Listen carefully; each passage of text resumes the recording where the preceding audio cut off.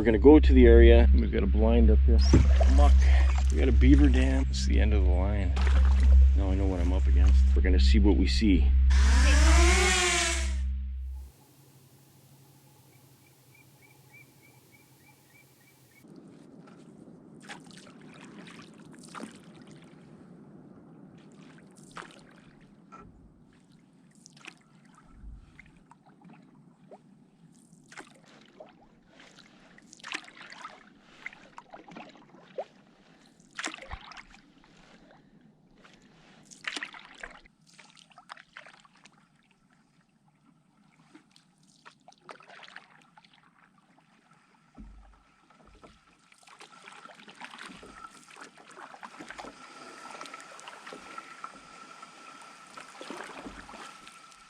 Good morning.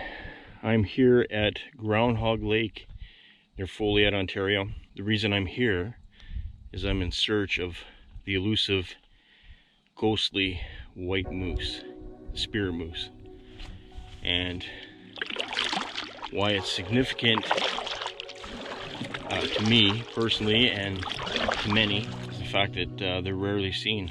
To have that experience, very difficult. I've been with my fiance for 8 years, and I've been coming up here for that long, multiple times a year, and I have not even seen a glimmer of a white moose. Actually, the only time I saw one was in my father-in-law's restaurant, Northern Lights Restaurant, Foleyet, where he has one mounted on the wall there. That's a white moose in the 90s that got killed by a train. The ministry didn't want it, the town didn't want it, so he decided to get it mounted. Where my interest comes in is my fiance's grandmother and her sister. In 1990, were out setting beaver traps, because that's a way of life that they lived. And I'm actually paddling from their old homestead, which is now the family camp, which incidentally used to be a Hudson's Bay post, the flying post, years and years ago in the early 1800s. And since that time,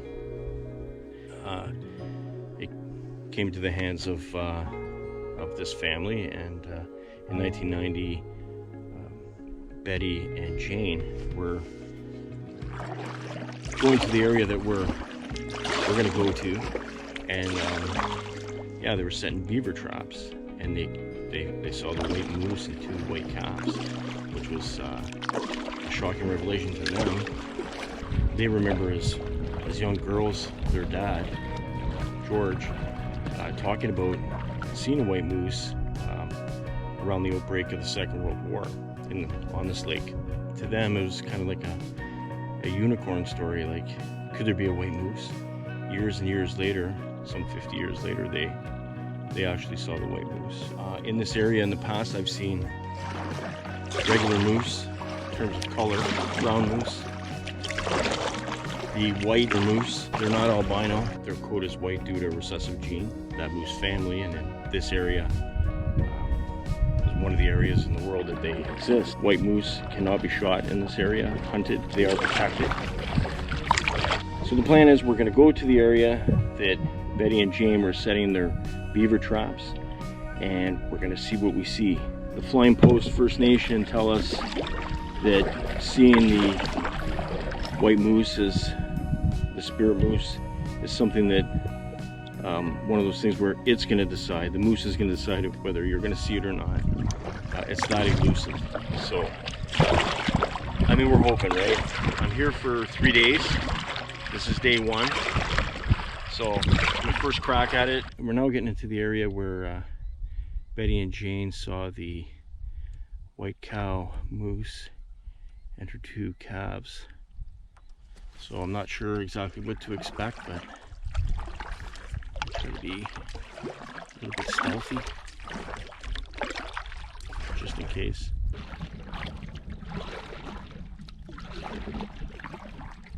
I'm not sure exactly how far up the creek I can go either, so we'll see.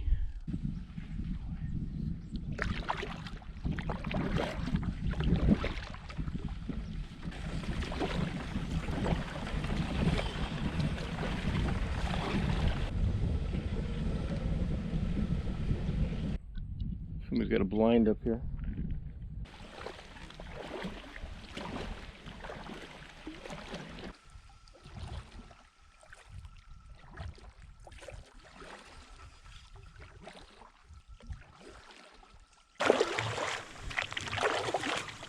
We've seen a lot of areas through the weeds that are patted down, so obviously animals have traveled.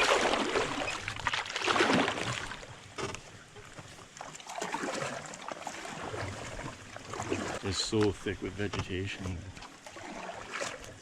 Great place for a moose to eat. Looks like we're gonna hit a little bit of a standstill here.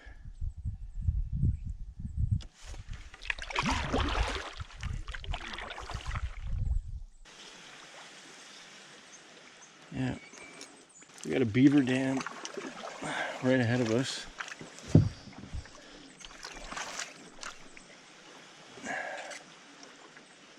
Beaver dam ahead of us.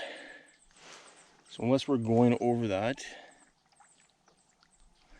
this is the end of the line. Full of muck.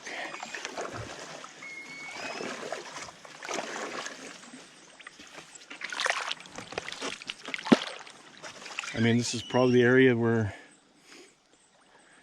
Betty and Jane were, you know, setting their traps. Right here.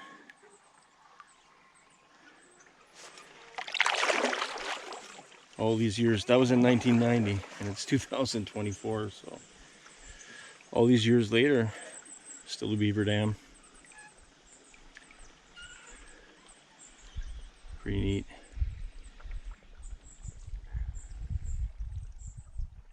So I think what I'm going to do is, I think tomorrow morning, I'm going to get an earlier start. It's about 8:15 now.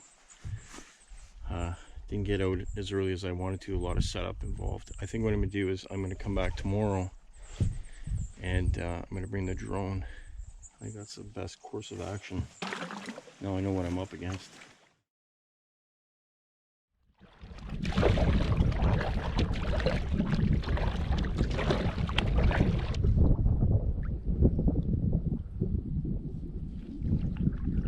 Day 2.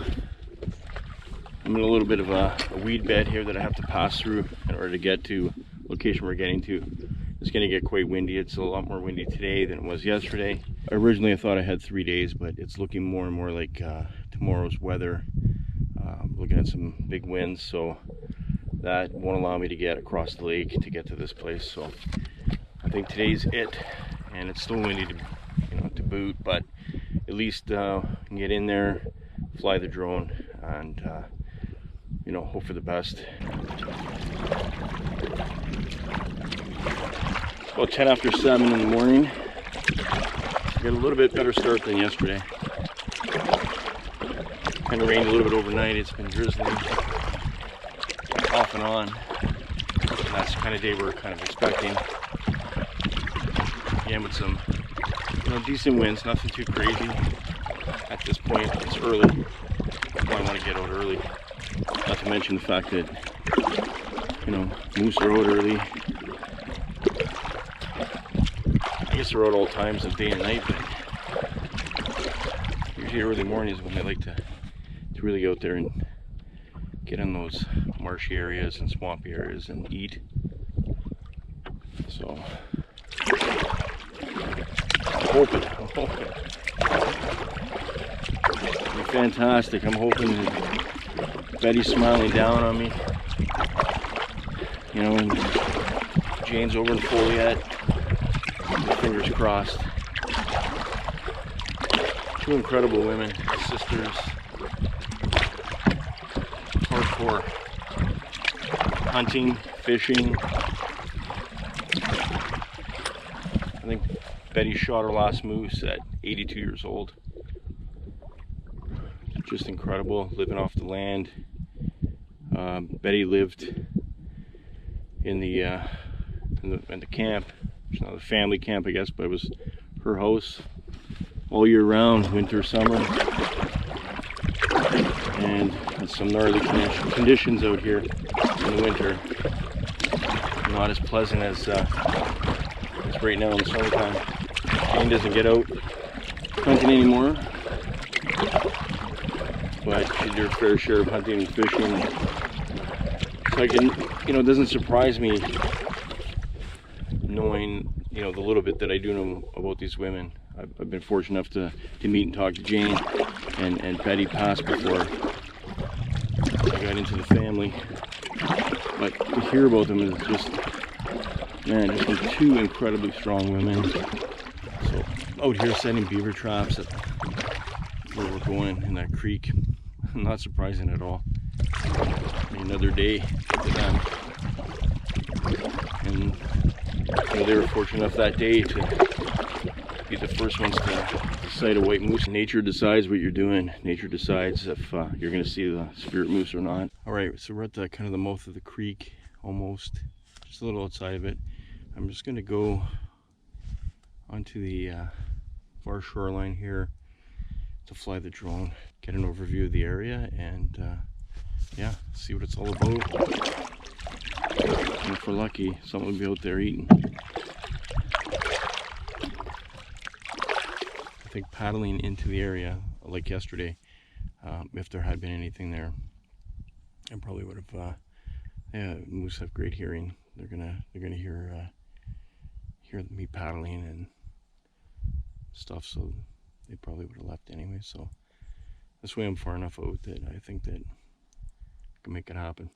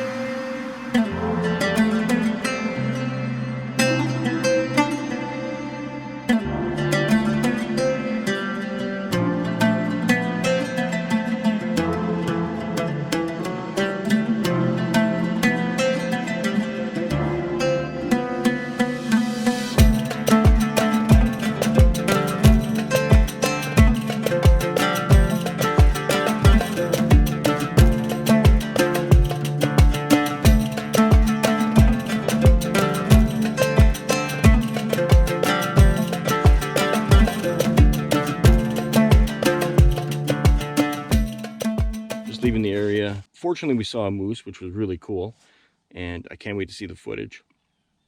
But unfortunately, it wasn't the white moose that we'd hoped to see. But that's the way it is. If I keep coming up here, it'll happen eventually, if it wants to happen. If the spirit moose wants me to see him or her, it'll happen.